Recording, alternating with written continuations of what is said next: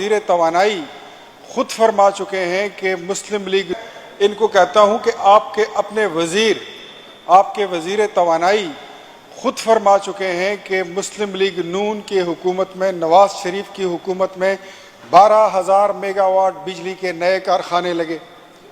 अब आप बताएं कि आपने उस बिजली को सिस्टम में पहुंचाने के लिए क्या किया। आप तो कहते थे गुज़श्ता हुकूमत में कि हमारे पास हज़ारों मेगावाट की बिजली बनी पड़ी है और नवाज शरीफ की हुकूमत उसको छोड़ती नहीं है कि हम उसको तारों में डाल दें। तो अब आपको किसने रोका हुआ है? 3 साल इस हुकूमत में हो गए, आपने अभी तक ट्रांसमिशन लाइन पे क्या काम किया? 18 घंटे बिजली बंद रही, लोग मरते रहे, सड़ते रहे। यकीन करें कि हमारे लोगों ने एहतजाज के लिए हम पे बहुत प्रेशर डाला, लेकिन हमने उस पे सस्ती शोहरत हासिल करने की कोशिश नहीं की। हम चाहते हैं कि लोगों का काम हो, लोगों का मसला हल हो। 3 दिन, 4 दिन ट्रांसफार्मर जल जाए तो वापडा के पास ट्रांसफार्मर नहीं होते। और हालत आपकी ये है, आपने हर इदारे को इतना पॉलिटिसाइज कर दिया कि वापडा के एक्सियन का दफ्तर ऐसे लगता है कि वो पीटीआई का दफ्तर बना हुआ है। एक ट्रांसफार्मर जो 5 दिन बाद तब्दील होता है, जलने के बाद उसकी जगह 5 दिन बाद ट्रांसफार्मर जाता है तो उस पर तहरीक इंसाफ के 50 झंडे ये लगा के लेके जाते हैं। ये आपकी परफॉर्मेंस है। आप इस पे बात करें।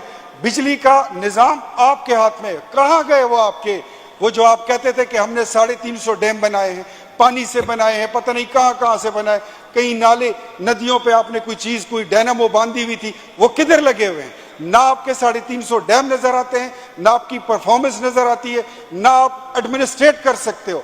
मैं आपको बताता हूं, मैं खुद जब हमारी हुकूमत थी, मैं इस वापडा हाउस में 3 दिन बैठता था और देखता था कि किस फीडर पे कितनी लोड शेडिंग है। हम इनको 0 लोड शेडिंग देकर गए थे। आज ये मुल्क कहाँ खड़ा है? अंधेरों में दोबारा डूब गया। इंडस्ट्रीज बर्बाद हो रही है, ताजिर परेशान है, गरीब लोगों के घरों में पंखा नहीं चलता।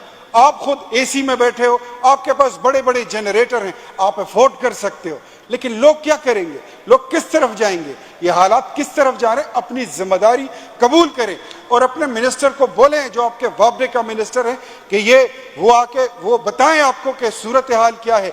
आपने एलएनजी नहीं खरीदी थी। एलएनजी ना खरीदने की वजह से आपके कारखाने रुक गए बिजली बनाने के, और उस वजह से आपकी पुअर परफॉर्मेंस, आपकी नाअहली सामने आई है। तो आप अगर बात करते वापडे की तो हम उस पर आपको सपोर्ट करते, लेकिन यहाँ खड़े होकर आप उठा के मुस्लिम लीग नून की हुकूमत पे बात करोगे तो फिर आपको जवाब भी सुनना पड़ेगा। और आपकी परफॉर्मेंस ये है कि सवात में पंजाब हॉस्पिटल ट्रस्ट का बनाया हुआ अस्पताल, जो नवाज शरीफ किडनी हॉस्पिटल था, आपने उसका नाम तब्दील कर दिया। इसके अलावा आपके पास है क्या? आप कर क्या सकते हो? अगर उस अस्पताल का नाम, अव्वल तो आपके पास ना कोई कानूनी और आईनी दस्तूरी इख्तियारात हैं कि आप उस अस्पताल का नाम चेंज करें, और अगर आप करेंगे, आप उसको दलील के साथ साबित कर सकते हैं। तो पहली दलील यह है कि शौकत खानम अस्पताल का नाम तब्दील होना चाहिए, उसका नाम भी किसी हीरो के नाम पे रख दें, इस सूबे के सरदार अब्दुल रब निश्तर के नाम से रख दें, अल्लामा इकबाल के नाम से रख दें। उस पर फिर क्या हक है कि आप उसका नाम शौकत खानम अस्पताल रखते हैं? वो अस्पताल जिसके लिए जमीन लाहौर में नवाज शरीफ ने दी थी, 50 करोड़ रुपए नकद दिए थे, यहाँ पे उसको प्लॉट अवामी नेशनल पार्टी की हुकूमत में मिला था। उस अस्पताल का नाम शौकत खानम क्यों है? अब इसके बाद आपकी बारी, मुझे पता है, हमें पता चला है कि इसके बाद आपने बाचा खान एयरपोर्ट का नाम भी तब्दील करना है, इसके बाद आपने अब्दुल वली खान यूनिवर्सिटी का नाम तब्दील करना है। आप तब्दीली इसको कहते हो? लानत है ऐसी तब्दीली पे जब आप कौमी लीडरों के नामों को बर्दाश्त नहीं कर सकते। आप आए और खुद कोई अस्पताल बनाए, खुद कोई यूनिवर्सिटी बनाए। आपके सवात में वजीर आला साहब क्यों नहीं बनाते हैं? कोई यूनिवर्सिटी बनाए, पिशावर में जरूरत है यहां बनाए, उस पर अपनी तख्ती लगाएं, आपके लीडर का नाम उस पर लिख दें, हम उसको अप्रिशिएट करेंगे। खुद आप कुछ काम कर नहीं सकते हैं। कोई अस्पताल नहीं बनाया आपने, कोई यूनिवर्सिटी नहीं बनाई, कोई नए स्कूल नहीं बन रहे, कोई नया बड़ा कारखाना नहीं लग रहा। क्या कर रहे हैं आप? और आप दूसरों की तख्तियां उतार के उस पर अपने तख्तियां लगा रहे हैं। ये आपकी वो लियाकत है, ये आपकी वो विजन है, ये आपका वो प्रोग्राम है जिस पे आपने इस कौम को लूटा, आपने धोखा दिया और आपने इस कौम के नौजवान नस्ल को बर्बाद करके उनको तब्दीली के नारे पे वरगलाया और आपने सूबे का क्या इस मुल्क का सत्यानाश कर दिया।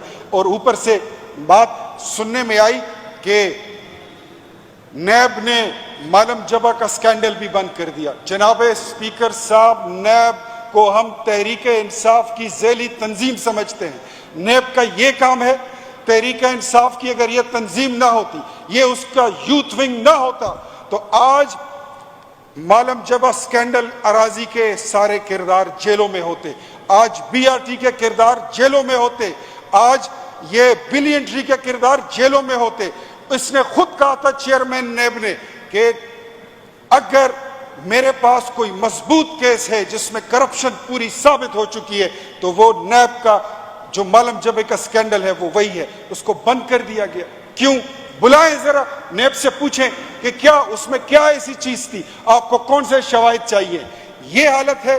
आपने नैब को नवाज शरीफ अकाउंटेबिलिटी ब्यूरो बना दिया था, आपने नैब को हमारे खिलाफ इस्तेमाल किया, आपने अमीर मकाम के खिलाफ इस्तेमाल किया, आपने अकरम दुरानी के खिलाफ इस्तेमाल किया, आपने पोजीशन के खिलाफ इस्तेमाल किया। नैब की अपनी कोई क्रेडिबिलिटी बाकी नहीं रही, 2 टके की इनकी क्रेडिबिलिटी नहीं है। ऐसे इदारों को, कौमी क़यादत को बदनाम करने का कोई हक नहीं पहुंचता। हम समझते हैं इसकी दोबारा तफ्तीश हो, दोबारा खुले, वरना हम इसको उठा के अदालत में भी जाएंगे और रोड पे भी आके इस पे इंशाल्लाह हम एहतजाज करेंगे। Thank you very much.